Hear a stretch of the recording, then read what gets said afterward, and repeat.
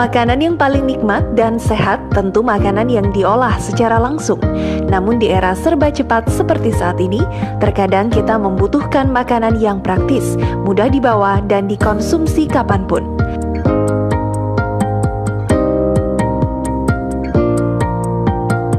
Maka tak dapat dipungkiri kehadiran makanan kemasan di tengah masyarakat saat ini cukup membantu.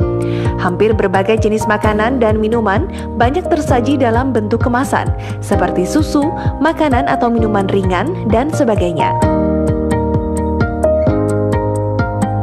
Namun pernahkah Anda memperhatikan komposisi makanan yang tertera pada kemasan?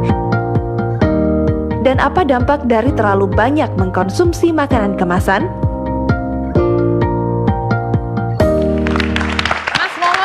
Ya, suka nggak makanan kemasan? Jujur ya, nggak bohong lagi. Nggak boleh bohong, ayo. Kalau jujur. makanan kemasan sih ya, seperti mungkin mie gue suka banget. Mie. Bahkan Mie gue instan. mie instan. Semalam gue juga baru ngabisin 2 mie instan.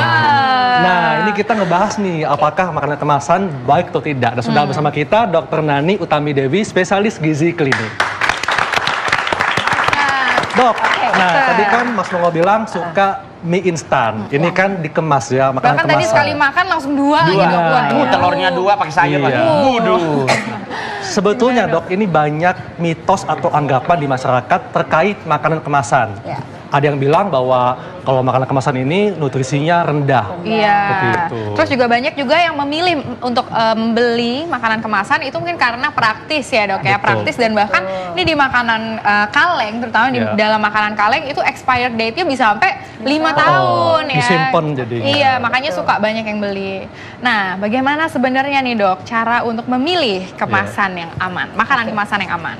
Jadi makanan kemasan itu sebenarnya makanan yang kemudian ditempatkan dalam kemasan, bisa dalam plastik, bisa dalam kaleng, kemudian dalam kaleng yang yang sebelumnya kedap udara. Nah, sebelum dimasukkan, mereka melalui proses makanan-makanan ini, bahan makanannya itu diolah dulu, kemudian entah itu melalui proses sterilisasi, pemanasan atau bentuk apapun, yang baru ditempatkan dalam kaleng-kaleng seperti ini. Jadi dapat dikatakan setengah matang atau gimana? Atau sudah matang?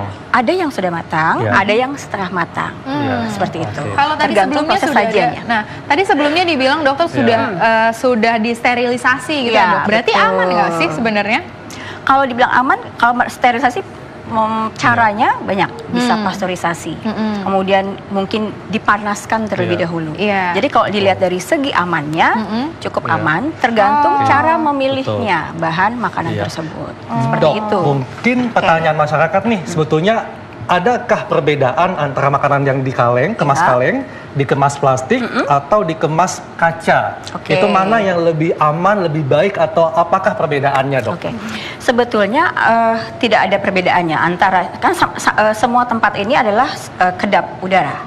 Kedap, kemudian sebenarnya kedap udara. Gimana caranya agar memilih yang aman dan yang benar? Seperti misalnya mungkin kalau kita mau memilih bentuk makanan, yang diperhatikan pertama adalah komposisi makanannya. Kita harus tahu. Makanan tadi kan Dr.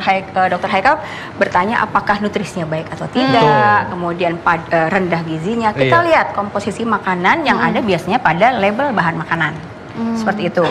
Kemudian apakah ini mengandung karbohidrat kah? Apakah mengandung lemak kah? Bagaimana, dok, cara membaca label? Ini kayaknya pemirsa mesti tahu nih. Mungkin bisa ditampilkan di media yang bisa ditampilkan ya cara untuk membaca label ini juga penting banget nih dok, terutama buat ibu-ibu muda yang baru-baru. Kalau mau lihat langsung nih ada kandungan nilai gizinya, itu juga termasuk yang perlu diperhatikan. Yang ada biasanya tertera pada label bahan makanan. Nah, yang dikatakan baik itu apakah harus mengandung karbohidrat, protein, lemak? Nah, pertama yang kita lihat adalah satu dalam informasi nilai gizi adalah satu takaran nilai gizinya dalam satu saji atau satu kemasan. Takaran ininya ya, sajinya ya. Ya, takaran saji. Energi juga ya dalam sajian. Pertama yang dilihat adalah takaran saji. Artinya dalam satu kemasan ini mungkin berisi 4 sajian atau lebih. Yang dihitung yang tertera dalam informasi nilai gizi adalah jumlahnya per sajian.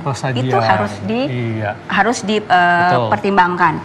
Kemudian Kalau misalnya sudah itu, jumlah kalorinya sebagian besar dari mana? Apakah dari fat atau dari karbohidrat?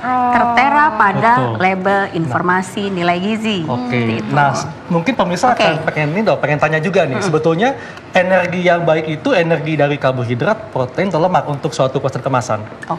Tergantung. Kalau misalnya kita lihat, kita harus mempertimbangkan keseimbangan gizinya. Keseimbangannya atau sebagai hanya penunjang kah atau bagaimana? Seperti itu.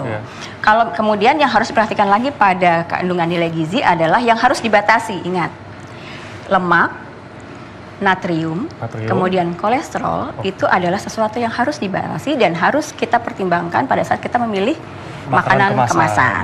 Misalnya, lemak total dalam sajian ini terkandung ada tulisnya 2 gram per sajian. Nah, yang harus kita ketahui berapa sih sebenarnya yang kita butuhkan dalam satu hari. Kemudian natrium. Natrium itu di sini misalnya disebutkan 140 mg.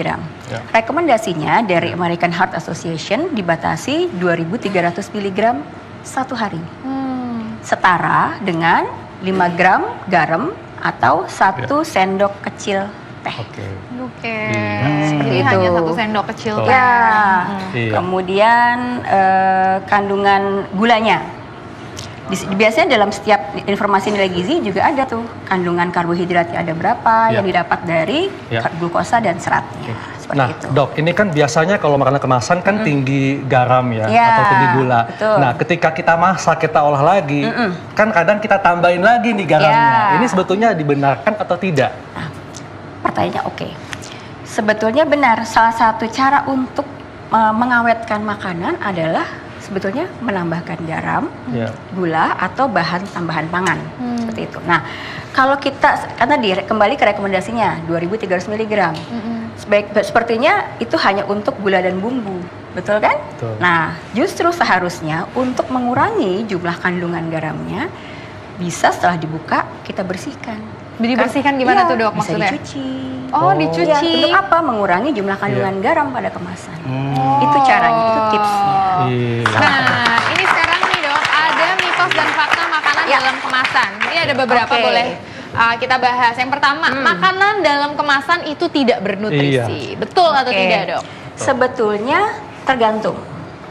Nutrisi atau tidak, kita harus kembali lihat tadi ke label bahan makanannya. Seperti itu.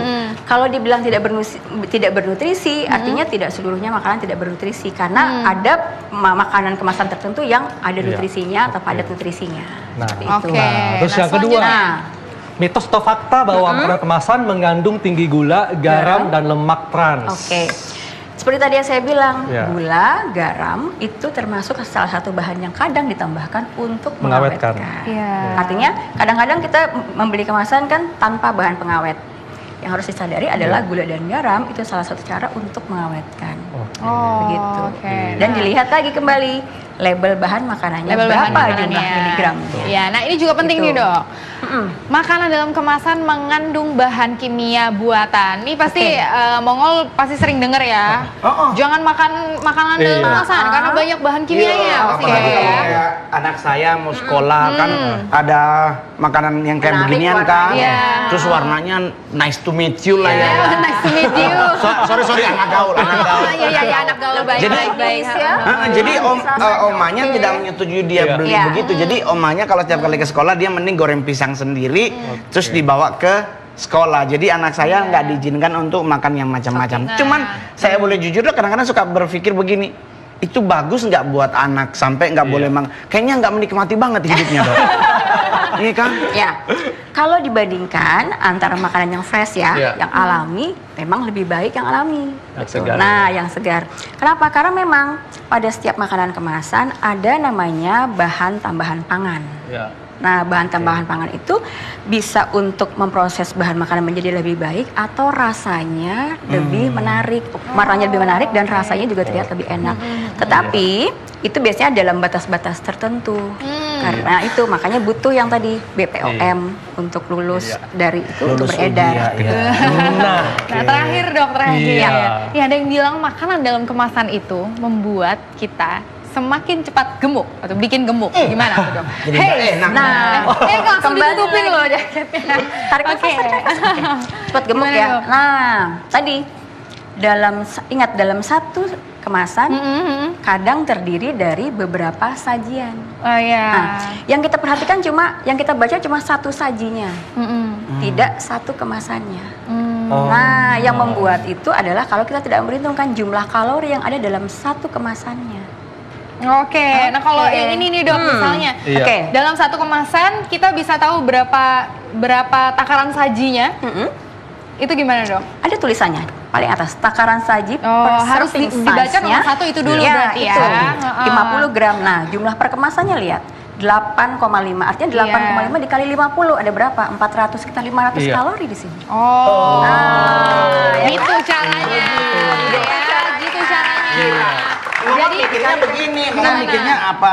Dalam satu kaleng ini buat dimasak 2 kali. Nah, di rumah gue 10 orang masak 2 kali berarti secuil-cuil dong. Oke, iya.